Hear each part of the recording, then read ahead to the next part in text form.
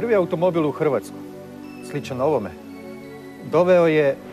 dovezao je grof Marko Bombels na svoje imanje blizu Varaždina. Bilo je to 1898. godine. Par godina nakon toga u Zadru braća Meštrović dovoze 3 automobila. Ali vjerojatno u toj priči o počecima automobilizma i prvim automobilima u Hrvatsku najveću ulogu odigrao je Ferdinand Budicki, koji 1901. godine dovozi Opela u Zagreb i o tome su pisale novine i to se na neki način smatra pravim početkom automobilizma ili dolaskom automobila u Hrvatsku. Zanimljiva je priča i o prvoj vozačkoj dozvoli vezana uz automobile, naravno. Ferdinand Budicki kad je dovezao prvi auto iz Beča u Zagreb, on je sam učio voziti auto u Beču. Ljudi koji su mu prodali auto su ga 2 dana i učili kako voziti auto. Kad je došao u Zagreb, on je znao, niko drugi nije znao voziti auto. I vrlo brzo se postavilo pitanje što je sa vozačkim dozvolama. Jer i tada su trebale dozvole za vožnju fijakera, vožnju kola, kočija i tako dalje. A šta je sa dozvolama za auto? I onda se Budicki dosjetio i iz gradske uprave izabrao 3 inženjera koje je on učio kako voziti auto. I onda su ta 3 inženjera bili prvo ispitno povjerenstvo koje je ispitalo Budickog, dakle svog učitelja, da li on dobro vozi auto. Naravno, Budicki je položio iz prve taj vozački ispit i dobio je vozačku dozvolu broj 1, dakle to je bila prva vozačka dozvola u Hrvatskoj. Teško je danas pojmiti kada su automobili sastavni dio svakodnevnice, kako su izgledale naše ulice prije samo 100-tinjak godina kad gotovo nije bilo automobila. I kad prvi automobili dolaze na zagrebačke i hrvatske ulice, ljudi to nisu baš prihvatili na najbolji mogući način. Oni su stvarali problem. Plašili su konje koji su tada bili glavno prevozno sredstvo. Zanimljivo je da je 1901. godine ovom Budickom već izrečena i prva kazna, prometni prekršaj zbog prebrze vožnje.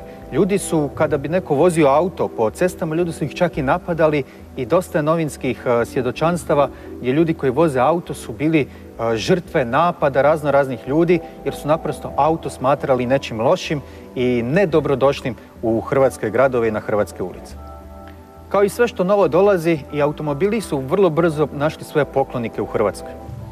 Već 1906. godine osnovan je prvi automobilistički klub u Hrvatskoj, što se smatra na neki način počecima organiziranog automotosporta u Hrvatskoj i u Zagrebu. Oni od 1906. godine nisu odmah organizirali utrke, više su to bile svojevrsni izleti. Pa tako mi imamo nekoliko izleta članova tog prvog hrvatskog automobilističkog kluba u različite krajeve Hrvatske.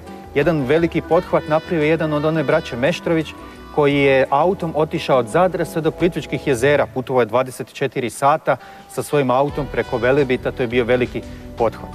Prva prava automobilistička utrka u Hrvatskoj organizirana je 1902. godine od Nice do Opatije. Nisu sudjelovali hrvatski vozači, ali se događa na hrvatskom tlu, na području tadašnje Austro-Ugarske. Još je nekoliko utrka bilo, sve do trenutka organiziranja prve prave automobilističke utrke u Hrvatskoj. 1912. organizirana je prvo prvenstvo hrvatskog automobilizma. Vozilo se na relaciji Zagreb-Varaždin-Zagreb. I to je bila apsolutna senzacija tog vremena. 14, čini mi se, sudionika tog prvog prvenstva Hrvatske krenulo je u ovakvim sličnim automobilima, kraj njih su sjedile njihove supruge i oni su u laganoj vožnji krenuli sa Zagrebačke Ilice, službeni start je bio sa Črnomerca, prema Varaždinu. 3 sata je otprilike trajala vožnja do Varaždina, tamo su ručali i onda su se lagano krenuli nazad. Zanimljivo je da je pobjednik te prve utrke prije točno 100 godina bio budući gradonačelnik grada Zagreba Vjekoslav Heinzel. Nakon tih ranih početaka, prije Prvog svjetskog rata, ozbiljniji razvoj automotosporta događa se u razdoblju između 2 svjetska rata, kad se osnivaju prvi sportski klubovi sportske vožnje, 1920. godine. I u tom razdoblju je održano nekoliko važnih automobilističkih utrka u Hrvatskoj. Međutim, sasvim ozbiljan i sustavan razvoj automotosporta u Hrvatskoj događa se tek iza Drugog svjetskog rata.